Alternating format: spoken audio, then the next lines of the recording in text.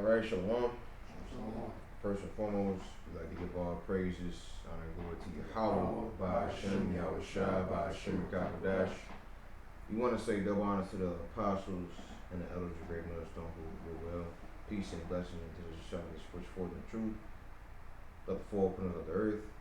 We want to say Shalom to your brothers and keep pushing, and a double Shalom to the Israelites that's looking like the other nations that's Shah Wati.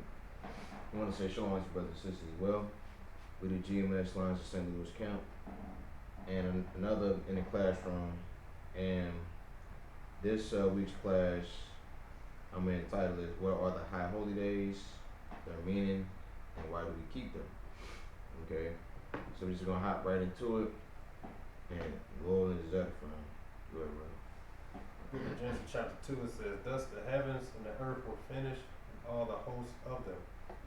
And on the seventh day, Most High ended his work which he had made, and he rested on the seventh day from all his work which he had made. And the Most High blessed the seventh day and sanctified it, because that in it he had rested from all his work which the Most High created and made.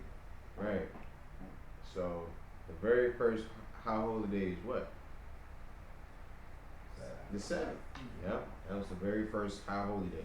You know, and that's a weekly thing that you have to acknowledge. You know, any brother know when the Sabbath came in for this month? Saturday, sundown to Sunday, sundown.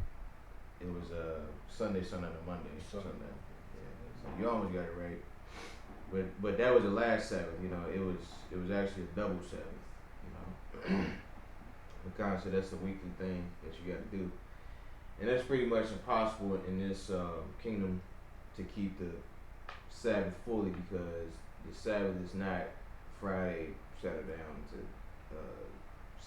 Saturday sundown. You know, it actually goes off the new moon. That's how you calculate the Sabbath, is through the new moon. But you got a lot of Israelites to teach, you know, contrary rise to that. But you know, that's a whole other topic. You know, we can go into the topic of how to keep the Sabbath the proper way, but you're gonna keep it moving. So go ahead, Tyrone. This is the book of Exodus, chapter 20, verse 8. It says, Remember the Sabbath day to keep it holy. 6 days shalt thou labor and do all thy work. But the seventh day is the Sabbath of the Lord Yahweh thy power. In it thou shalt not do any work, thou, nor thy son, nor thy daughter, thy manservant, nor thy maidservant, nor thy cattle, nor thy stranger that is within thy gates. For in 6 days the Lord Yahweh made heaven and earth, the sea, and all that in them is, and rested the seventh day. Wherefore the Lord blessed the Sabbath day and hallowed it. Right. And the word for Sabbath is what, any brother know? Shabbat. Shabbat, right? And it means rest.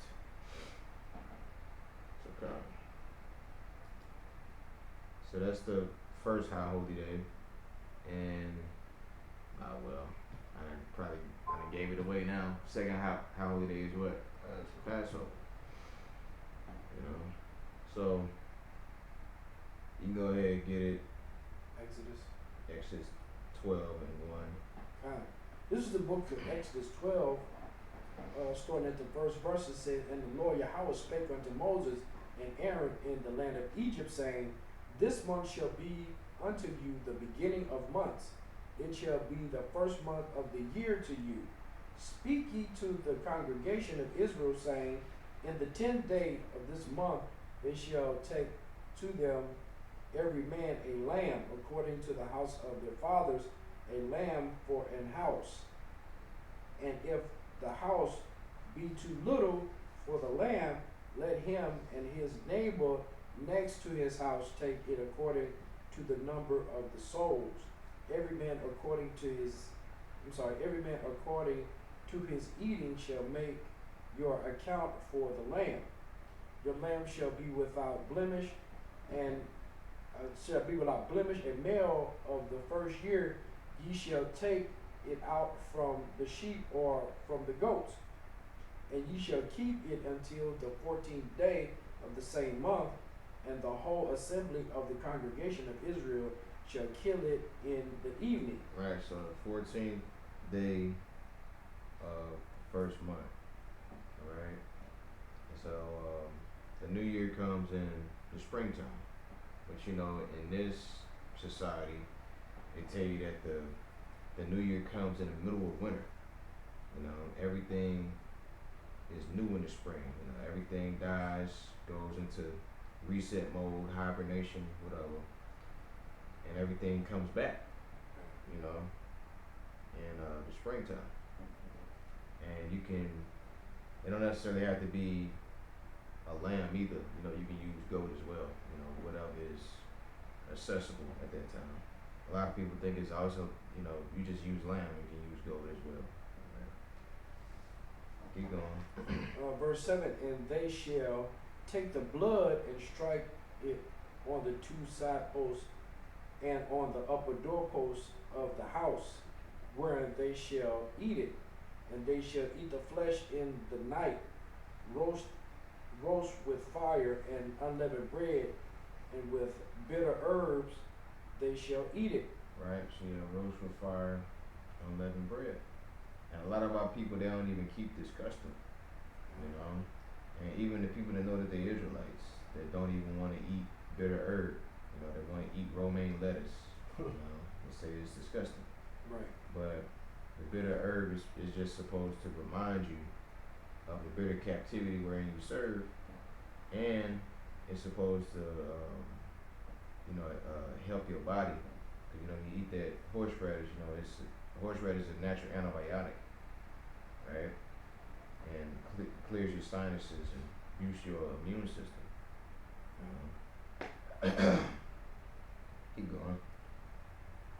Verse 9, eat not of it raw, nor sodden at all with water, but roast with fire, his head with his legs, and with the pertinence thereof.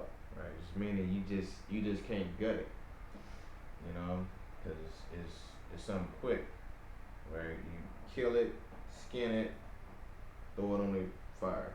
That's it. God. And ye shall let nothing of it remain until the morning, and that which remaineth of it until the morning ye shall burn with fire. And thus shall ye eat it, with your loins girded, with your shoes on your feet, and your staff in your hand, and ye shall eat it in haste. It is the Lord's Yahweh Passover. Right, and the Lord said, like when food sits out, because the Lord got mad at our people when He sent the quail. All right, and He said, don't eat of it in the morning. When we have meat sitting out all night, you know, it gets a bacteria on it, you know, and that was just to help us out, you know. My dumb ass actually did that one time and ended up getting sick, you know, got food poisoning. And because when you read the scriptures, you realize that the Lord is just trying to help us, you know. The scripture says, well, His commandments are not grievous, right? Where you at, verse 12? Verse 12, God. Go ahead and get it. Yeah, keep going. God. Verse 12, for I will pass through the land of Egypt this night, and will smite all the firstborn in the land of Egypt, both man and beast, and against all the gods of Egypt I will execute judgment. I am the Lord Yahweh. Go ahead. This is verse 13. It reads, and the blood shall be to you for a token upon the houses where ye are, and when I see the blood I will pass over you, and the plague shall not be upon you to destroy you when I smite the land of Egypt. And this day shall be unto you for a memorial, and ye shall keep it a feast to Yahweh throughout your generations. Ye shall keep it a feast by an ordinance forever. 7 days shall ye eat unleavened bread. Even the first day ye shall put away leaven, and out of your houses. For whosoever eateth leavened bread from the first day unto the 7th day, that soul shall be cut off from Israel. And in the first day there shall be a holy convocation, and in the seventh day there shall be a holy convocation. To you no matter of work shall be done in them, save that which every man must eat, that only may be done on you. Right, and it's a benefit for eating leavened bread for those 7 days. You know, because we constantly eating bread. The so-called white man, he puts yeast in everything, and yeast causes a lot of inflammation, causes a lot of bloating, you know, and all that. And that's why these American people are so sick, you know, and bloated, and you know, got all different types of health problems. It's because of the American diet, and this is just supposed to reset your body. Okay. And, you know, to add to that, you know, that's basically the Lord, you know, making you have like a somewhat of a Sabbath in your body, you know, giving Right. your body a rest from, you know, yeast and stuff like that. Like you said, you know, it causes you to be bloated. You know, if you like working out and stuff like that, you can feel that, you know, that heaviness on you because you got that yeast in you. And if That's you're right. constantly eating that, then you gonna feel the effects. That's why the Lord told us to eat unleavened bread, because we had to flee out of Egypt, you know, and that was a journey right there. You know, when you actually see where the Israelites actually walked through, you know, that's a walk, man, and you know, you got to be in pretty good shape to do that, you know. Right. As the Apostle Gabar always, you know, stressed brothers, you know, just taking walks. He do a lot of his lessons walking. You know, our brothers do that. If you don't want to, you know, do an intense workout, just walk. Verse 17. And ye shall observe the feast of unleavened bread, for in this self same day have I brought your armies out of the land of Egypt.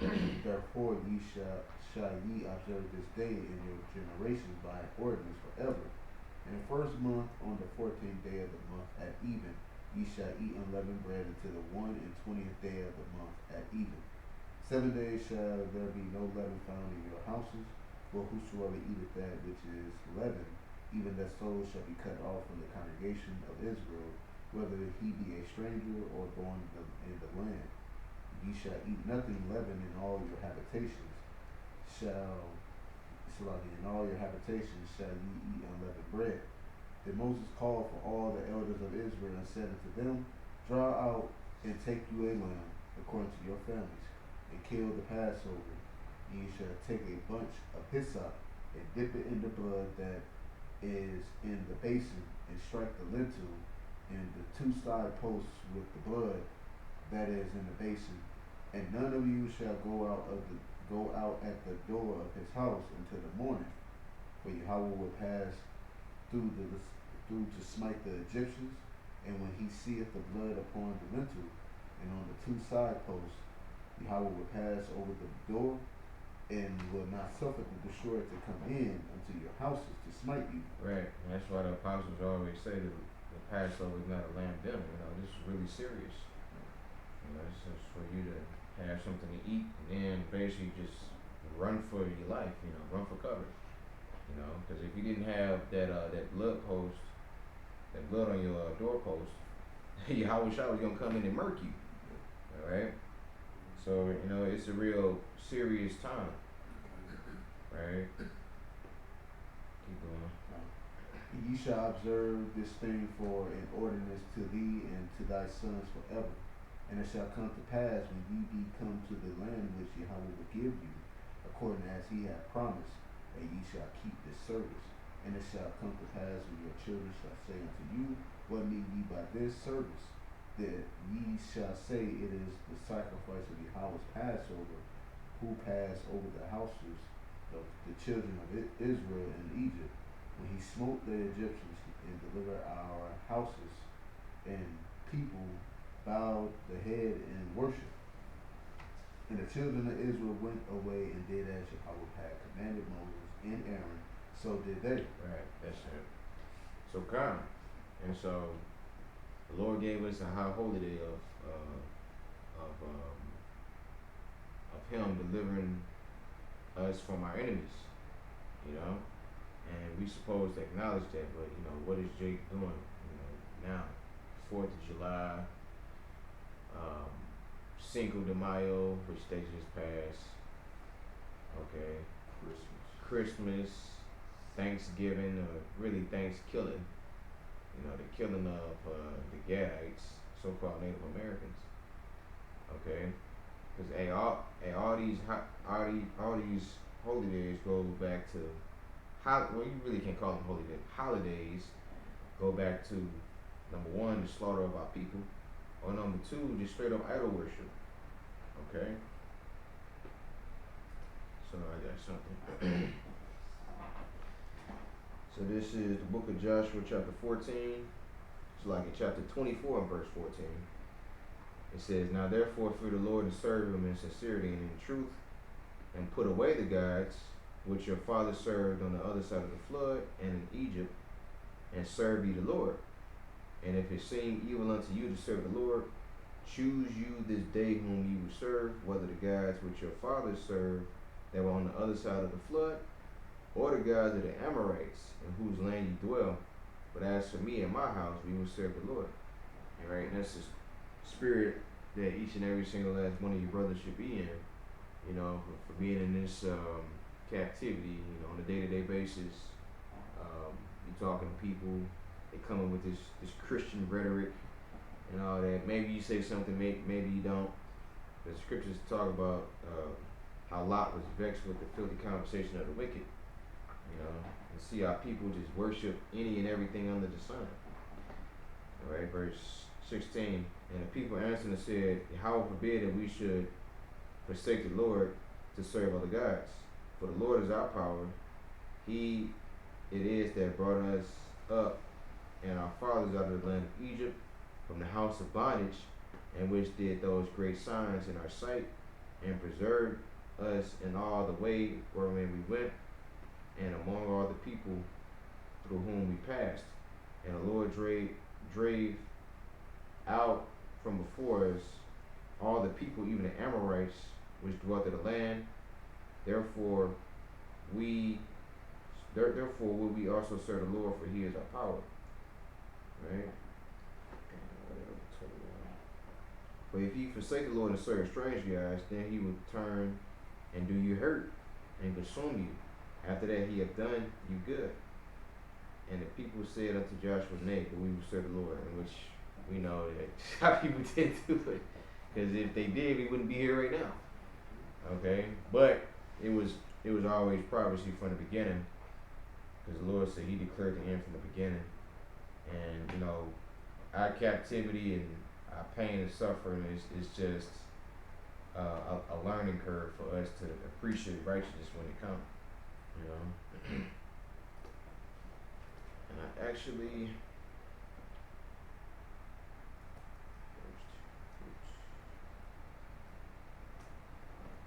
skipped over a high holy day, because you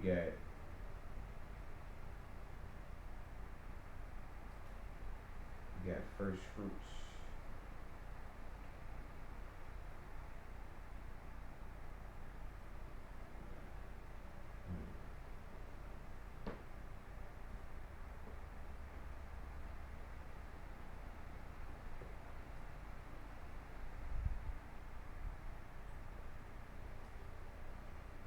Just like you 1 second.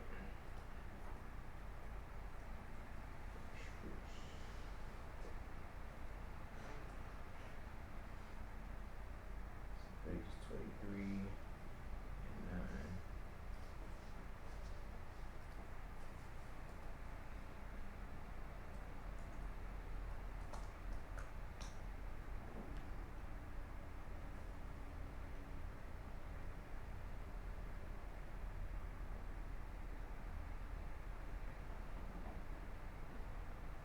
Leviticus 23:9, "And the Lord spake unto Moses, saying, Speak unto the children of Israel, and say unto them, When you be coming to the land which I give unto you, you shall reap the harvest thereof.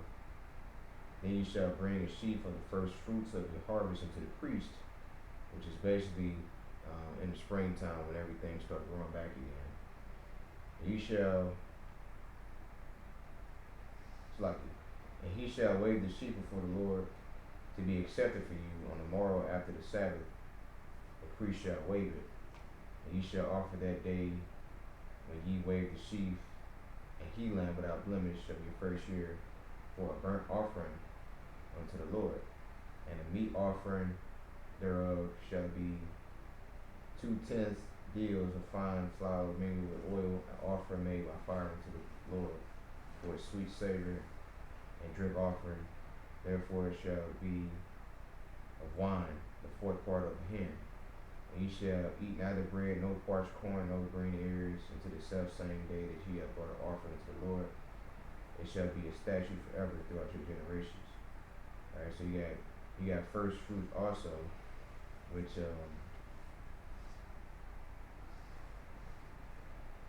like which is right after the Passover.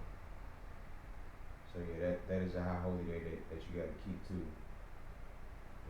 Well, it's not necessarily a high holy day, but it's just something that you give the priest.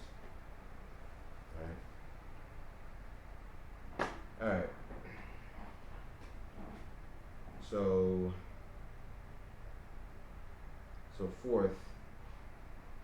fourth high holy day is the Day of Atonement. Alright, so Rod, can you read this one for me? Leviticus 16 and 29. It says, Leviticus 16:29 says, and this shall be a statute forever unto you, that in the 7th month, on the 10th day of the month, ye shall afflict your souls and do no work at all, whether it be one of your own country or a stranger that sojourneth among you. For on that day shall the priest make an atonement for you to cleanse you, that ye may be clean from all your sins before the Lord Yahweh. It shall be a Sabbath of rest unto you, and ye shall afflict your souls by a statute forever. Right, so it's a fast and a Sabbath. Right? So 7th month, 10th day. Which we gotta keep that this year. Right? Keep reading. And the priest whom and the priest whom he shall anoint and whom he shall consecrate to minister in the priest's office in his father's head shall make an atonement and shall put on the linen clothes, even the holy garments. And he shall make an atonement for the holy sanctuary, and he shall make an atonement for the tabernacle of the congregation and for the altar, and he shall make an atonement for the priest and for all the people of the congregation. And there shall be an everlasting statute unto you to make an atonement for the children of Israel for all their sins once a year. And he did as the Lord Yahweh commanded Moses. Right, so yeah, Day of Atonement. Okay, which is a holy fast, so a dry fast to be exact. So no food, no water from sundown to sundown. Okay, and which it's not easy, but it gets easier as you do it. But yeah, that is a high holy day, which not eating actually resets your body. It regulates your blood pressure, your blood sugar, your cortisol levels go down. Okay, all the brain fog goes away. Right, there's many benefits to fasting. All right. Another form of a Sabbath for your body. That's right. So let your body just reset and just do what it do. All right. And so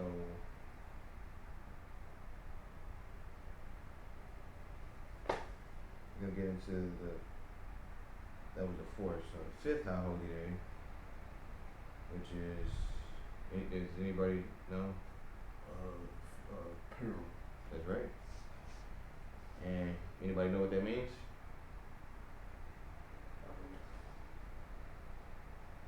It means lot. So yeah, like cast a lot. Cause we had that damn devil Haman, which came back in vocab alone. The damn devil Haman. It was a lot that fell on him. As far as King Ahasuerus, because during that time it was Esther the queen. She was married to Ahasuerus, and Haman put out a decree to basically kill the Jews that dwelt in Shushan Palace. And Mordecai heard of it, and they both prayed to Yahweh Shem Yahshua, and a lot fell on Haman, and he and all his kinsmen got put to death. And so Yahweh Shem Yahshua saved all the Jews. Right. But I'm gonna let you read this entire one. You're gonna read that to 10, Baruch Hashem. So Esther 7. Book of Esther, chapter 7, verse 1, it says, So the king of Haman came to banquet with Esther the queen, and the king said again unto Esther on the second day at the banquet of wine, What is thy petition, Queen Esther? And it shall be granted thee. And what is thy request? And it shall be performed even to the half of the kingdom. And Esther the queen answered and said, If I have found favor in thy sight, O king, and if it please the king, let my life be given me at my petition, and my people at my request. For we are sold, I and my people, to be destroyed, to be slain, and to perish. But if we have been sold for bondmen and bondwomen, I had held my tongue, although the enemy could not countervail the king's damage. Then the king Ahasuerus answered and said unto Esther, the queen, Who is he and where is he? What is pursued in his heart to do so? And Esther said, Adversary and enemy is this wicked Haman. Then Haman was afraid for the king and the queen. Mm-hmm. And the king arose from the banquet of wine, and his wrath went into the palace garden. And Haman stood up to make request for his life to Esther the queen, for he saw that there was evil determined against him by the king. Right, and one question. Does any brother know why Haman had it in for the children of Israel? Because of Mordecai. Right, well, what happened? Mordecai, he felt like Mordecai disrespected him. So Right. that way. Because of what? He ain't bowed down to him. That's right. Yeah. He didn't reverence him as a guy. I like the so-called white man do nowadays. He want to be reverenced as a guy, And Mordecai was like, Nah, I ain't bowing down to you. I bow down to you. How about you, Yahshua? That's it. Right. So he got in his feelings, and Became a You heathen know. ass nigga. he said, "What?" He became a heathen ass nigga. That's right. And yep. And the rest is history. Yeah, keep going. Then the king returned out of the palace garden into the place of the banquet of wine, and Haman was fallen upon the bed whereon Esther was. Then said the king, Will he force the queen also before me in the house? As the word went out of the king's mouth, and covered Haman's face. And Harbona, one of the chamberlains, said before the king, Behold also the gallows 50 cubits high, which Haman had made for Mordecai, who had spoken good for the king, standeth in the house of Haman. Then the king said, Hang him thereon. So they hanged Haman on the gallows that he had prepared for Mordecai. Then was the king's wrath pacified. Alright, so that's a heavy judgment. That's like you making a sword and somebody take your sword and kill you with it. And that's what the Yahweh Shem Yahshua is doing to the so-called white man. He put in the spirit to make them nuclear missiles, and the Lord gonna kill him with his own sword. All right. So Kanye, that's a crucial judgment right there. It's a lesson too. Right. So Kanye, and shit even got so bad, because it said that she was laying on the bed, right? Because those Medes, they sit in, those Persians, they sit in like cushions and stuff. So he basically was on top of her pleading, and he like, Man, you gonna rape my woman in front of me? So that's how desperate he was to try to get up out of that judgment. But Yahweh Shemel Shah still made a way for him to get judged anyway. Alright? And yeah, you Edomites, man, you can't hide. They use an Amalekite Right. for their so I was sure. Esther 9 and verse 1 is it's 32 verses. So we just do 10, 10, then I finish it off. This is the book of Esther 9, starting at the first verse, and it says, Now in the 12th month, that is, the month of Adar, on the 13th day of the same, when the king's commandment and his decree drew near to be put in execution, in the day that the enemies of the Jews hoped to have power over them, though it was turned to the contrary, that the Jews had rule over them that hated them.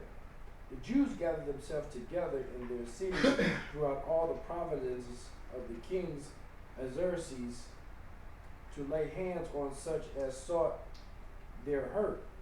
And no man could withstand them, for the fear of them fell upon all the people, and all the rulers of the province, and the lieutenants, and the deputies, and the officers of the king helped the Jews, because the fear of Mordecai fell upon them.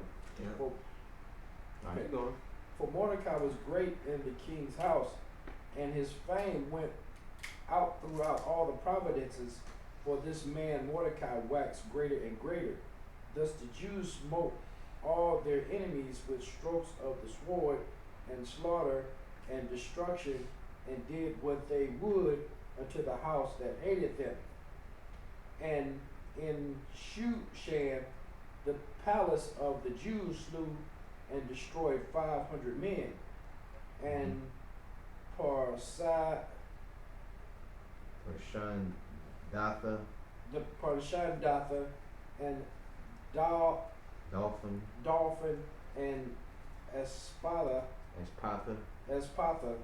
and Poratha, and Adalia, and Aridatha, the water, and Parmashta, and Arisal, and Aridata, and Verjesatha. Okay, the water brother, Vajesatha. The 10 sons of Haman, the son of Hameditha, the enemy of the Jews, slew they, but on the spoil laid they not their hands. Right. Well, So they said they slew 500 men. So all those men that were conspiring against the children of Israel. And on top of that, they slew Haman's whole bloodline. And to add to that, the little rhetoric that Alizé said that the book of Esther is not the word of God. At the end of the day, the glory still go to Yahweh Bashim Yahushua, because if it wasn't for the Lord setting up Esther in a position to be close with the king, and Mordecai doing what he doing, Israel would have got slaughtered. That's right. By the king's decree, man. That's right. So that's through the power of spirit Yahweh Bashim Yahushua. That's right. You ready? Come. Verse 11. On that day, the number of those were slain in Shushan, the palace, was brought before the king. And the king said unto Esther, the queen, the Jews have slain and destroyed 500 men in Shushan, the palace, and the 10 sons of Haman. What have they done in the rest of the king's provinces? Now, what is thy petition?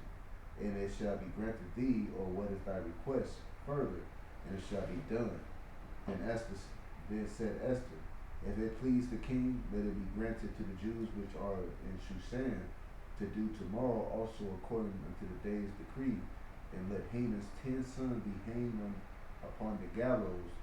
And the king's commanded it so to be done, and the decree was given at Shushan, and they hanged Haman's 10 sons.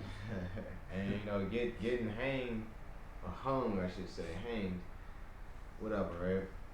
That's a slow death where you suffocate to death. That's right. Right? You lose consciousness and the blood stop flowing to your brain and your brain shut down. Not breathing is that's not a light death. It's It's a horrible death, excruciating. He died slowly.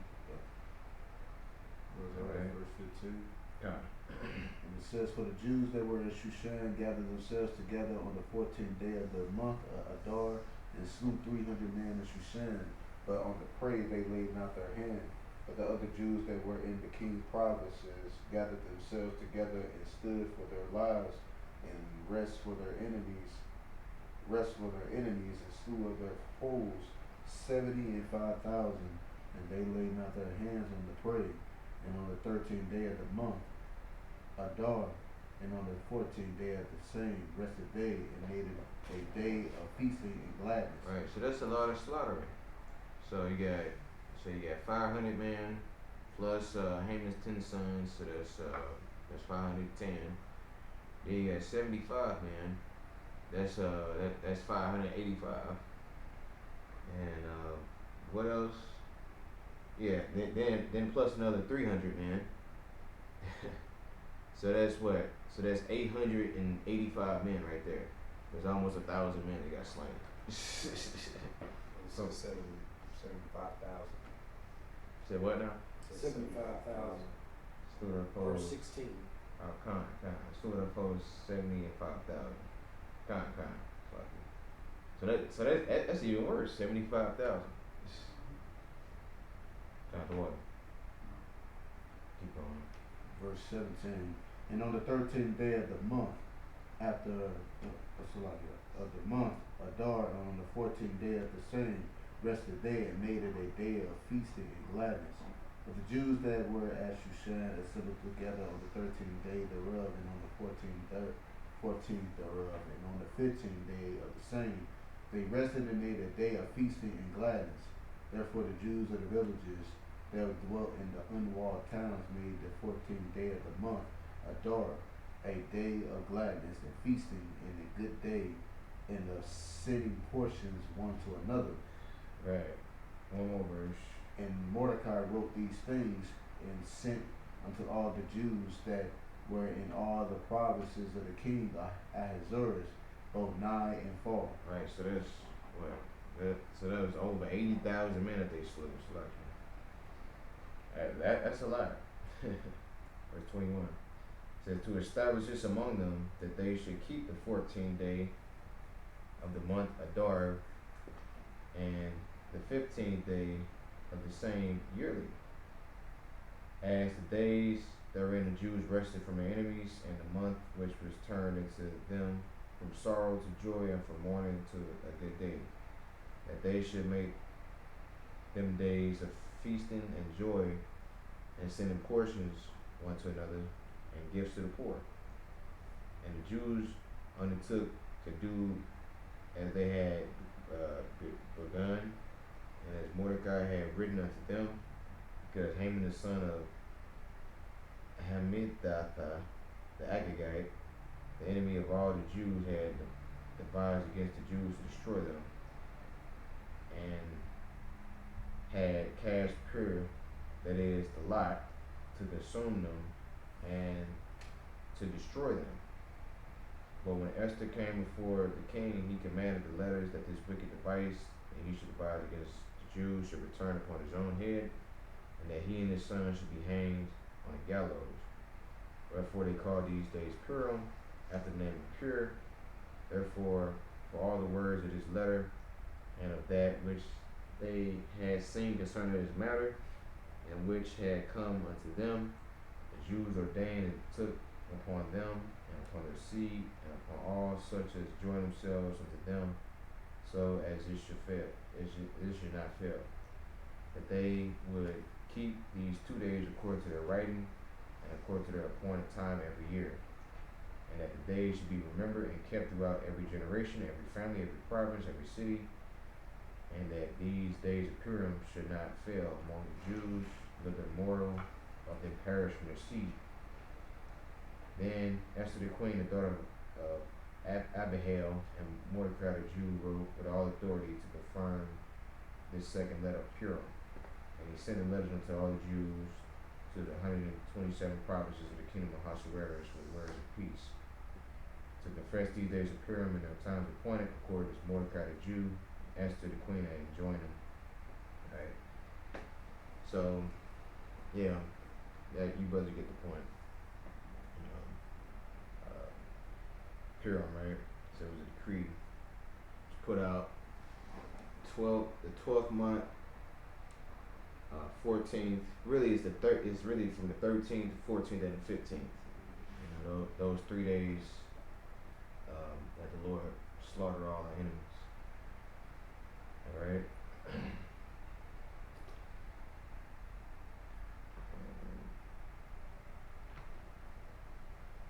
So, Mariah can give me this, and it's gonna be just two more scriptures, two more books I'm gonna go in. So Second Maccabees 10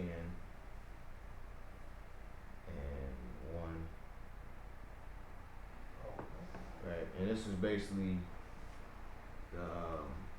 where you get Hanukkah from, which any brother know what Hanukkah means?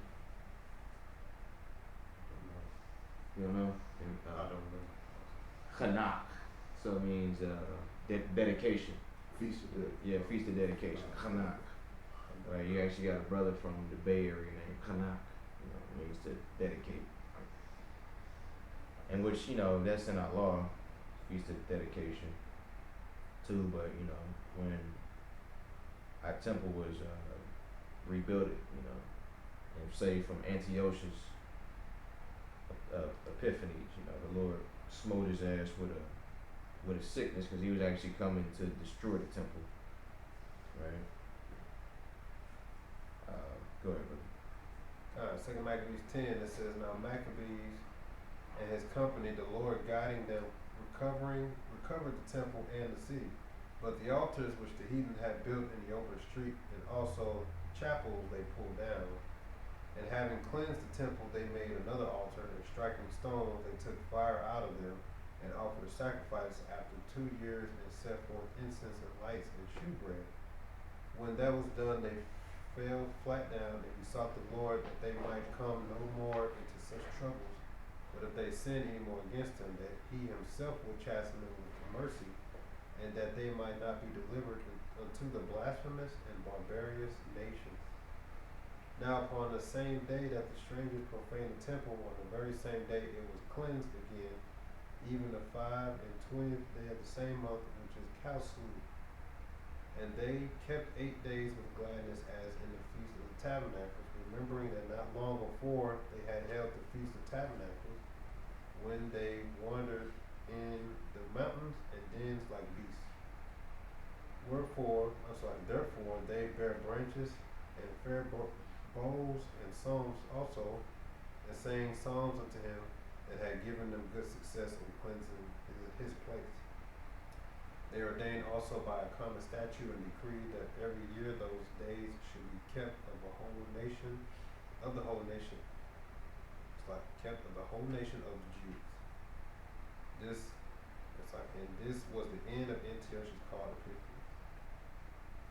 Now when we declare the acts of Antiochus Eupator, who was the son of this wicked man, gathering briefly the calamities of the wars, and so when he was come to the crown, he set one Lysis over the affairs of his realm, and appointed him chief governor of Coele-Syria and Phoenix. Alright, that's it. So so Hanukkah, or Chanukah, it's the 10th month and the 25th day. You know, where the Lord smote Antiochus Epiphanes. You know, and cause basically what they was doing, when you read the book of Maccabees, they was just trying to put idols into our temple. And the reason why he got so mad, and brother Karazar, you know this, in 3rd Maccabees, he was trying to go into the temple. Heliodorus. No, not Heliodorus. Heliodorus was trying to get the treasury, Oh. you know, that Ananias had. Cause I think it was Simon. Yep. Yeah, Simon, the one that told him about the treasury. But Antiochus was trying to go into the temple. You know, it's unlawful for a heathen to go into the temple, like not even another tribe, because the temple was, that's right, only Levites can go into the temple. And so he got pissed off at that, so he was just trying to come against that nation. Alright? And, you good? Yeah, for the splinter. Yeah. Wow. So we gotta get out of Babylon, man. And it's the perfect scripture for that. So this is Jeremiah 16:14. And it reads, Therefore, behold, the days come, said the Lord, that it shall no more be said that the Lord liveth that brought up the children of Israel out of the land of Egypt, but the Lord liveth that brought up the children of Israel from the land of the north, and from all the lands whither he had driven them, and bring them again into the land that I gave unto their fathers. Right? And that's pretty much, that's going to be a new high holy day when the Lord delivered the children of Israel from, number one, Babylon, and from all the other places that we've been scattered. Alright, because you got brothers in the Netherlands, England, you got brothers in Africa, you got brothers in South America, you got brothers in Canada, okay, you got brothers in Alaska, everywhere. Everywhere you think of, you got an Israelite at, right? So God. So verse 16, Behold, I will send forth many fishers, said the Lord, and they shall fish them, and after I will send for many hunters, and they shall hunt them from every mountain, and from every hill, out of the holes of the rocks. Right? So kind of, and that goes into, when you read the book of Revelation, where it talks about, those elites hiding in those bunkers. The men of the Lord gonna get that power to go and fish their ass up out of there. Or hunt their ass up out of there. Alright? Yeah, and that's gonna be a high holy day where you get delivered and you get spiritual powers. But we don't know that day yet, but that's coming. So, got a precept? Yeah, because it's another thing that we're going to celebrate in the kingdom. When the Lord deliver us from this current bonder in Babylon and Egypt, Sodom and Gomorrah, this is going to be something memorial as well. And basically, just seeing you Edomites being destroyed, is going to be a memorial thing. Obadiah 1, I'm going to start at verse 17.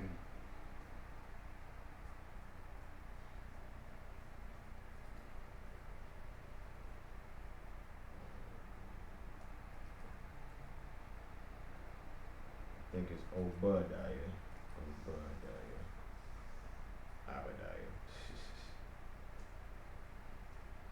There we go. And it reads, But upon Mount Zion shall be deliverance, and there shall be holiness, of the house of Jacob shall possess their possessions. And the house of Jacob shall be a fire, and the house of Joseph a flame, and the house of Esau a stubborn. And they shall kindle in them and devour them, and there shall not be any remaining in the house of Esau, but Yahweh has spoken. And they of the south shall possess the mount of Esau, and they of the plains of the Philistines, and they shall possess the fields of Ephraim, and the fields of Samaria, and Benjamin shall possess Gilead. And the captivity of the host of the children of Israel shall possess that of the Canaanites, even unto the Zaphath. And the captivity of Jerusalem, which is in Sepharad, shall possess the cities of the south. And the Savior shall come up upon Zion to judge the mount of Esau, and the kingdom shall be the house. And the point is, when this day come and when you Edomites are in captivity, and we're gonna rejoice, over our deliverance and the earth being reset, because you Edomites had tore down this planet, put a bunch of sicknesses out here. The people are dying, the animals are dying, the trees are dying, everything is dying, and literally the whole earth is going to rejoice in the kingdom of heaven, seeing the fall of you Edomites, man. And not to mention us being delivered is a form of a second Exodus, Right. So it's gonna be glorious and beautiful, man. Right. Anybody else? God, well said, brother. Yeah, so with that, we hope that was edifying. We hope you brothers and sisters out there learned something. Try to do your best to acknowledge these high holy days, we rehearsing the righteous acts. Okay. And God, so with that we're gonna give all praises, honor, and glory unto Yahweh, by Hashem, Yahushua, by Hashem, Shalom, and the Bible Bar. Shalom.